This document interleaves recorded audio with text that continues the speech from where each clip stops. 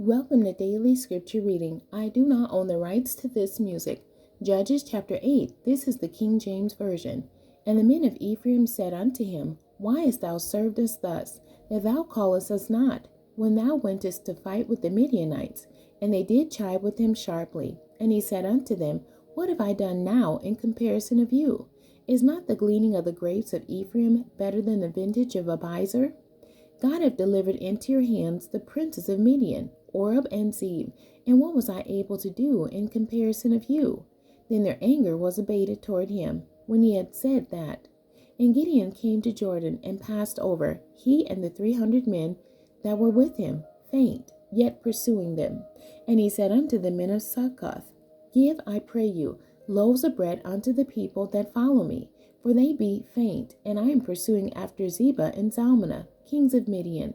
And the princes of Succoth said, Are the hands of Zebah and Zalmunna now in thy hand, that we should give bread unto thy army?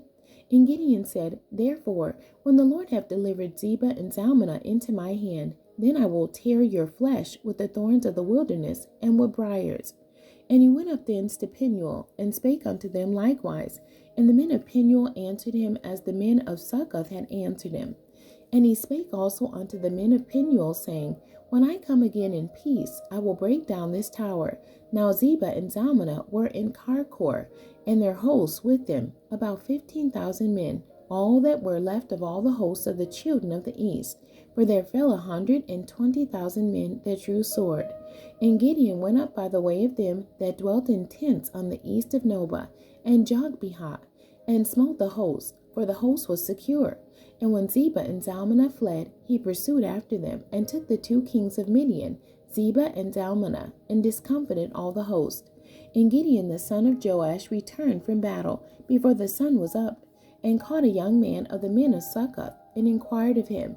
And he described unto him the princes of Succoth, and the elders thereof, even 70 men. And he came unto the men of Succoth, and said, Behold, Zebah and Zalmunna, with whom ye did upbraid me, saying, Are the hands of Zebah and Zalmunna now in thy hand, that we should give bread unto thy men that are aweary? And he took the elders of the city, and thorns of the wilderness, and briars, and with them he taught the men of Succoth. And he beat down the tower of Penuel, and slew the men of the city. Then said he unto Zebah and Zalmunna, What manner of men were they, whom ye slew at Tabor? And they answered, As thou art, so were they. Each one resembled the children of a king. And he said, They were my brethren, even the sons of my mother. As the Lord liveth, if ye had saved them alive, I would not slay you. And he said unto Jether his firstborn, Up, and slay them. But the youth drew not his sword, for he feared, because he was yet a youth. Then Zebah and Zalmunna said, Rise thou, and fall upon us, for as the man is, so is his strength. And Gideon arose and slew Zebah and Zalmunna, and took away the ornaments that were on their camels' necks. Then the men of Israel said unto Gideon, Rule thou over us, both thou and thy son's son also, for thou hast delivered us from the hand of Midian. And Gideon said unto them, I will not rule over you, neither shall my son rule over you. The Lord shall rule over you. And Gideon said unto them, I would desire a request of you, that you would give me every man the earrings of his prey, for they had golden earrings, because they were Ishmaelites. And they answered, We will willingly give them. And they spread a garment, and did cast therein every man the earrings of his prey. And the weight of the golden earrings that he requested was 1,700 shekels of gold, beside ornaments and collars and purple raiment that was on the kings of Midian, and beside the chains that were about their camels' necks. And Gideon made an ephod thereof, and put it in his city, even in Ophrah, and all Israel went thither a whoring after it, which thing became a snare unto Gideon and to his house. Thus was Midian subdued before the children of Israel, so that they lifted up their heads no more. And the country was in quietness 40 years in the days of Gideon.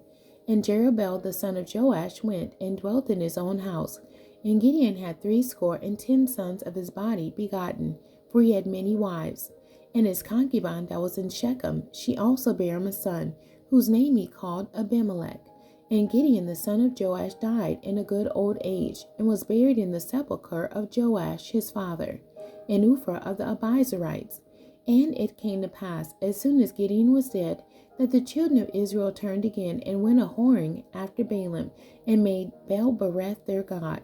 And the children of Israel remembered not the Lord their God, who had delivered them out of the hands of all their enemies on every side. Neither showed they kindness to the house of Jerubbaal, namely Gideon, according to all the goodness which he had showed unto Israel. The end. God bless you, and thank you for joining me today.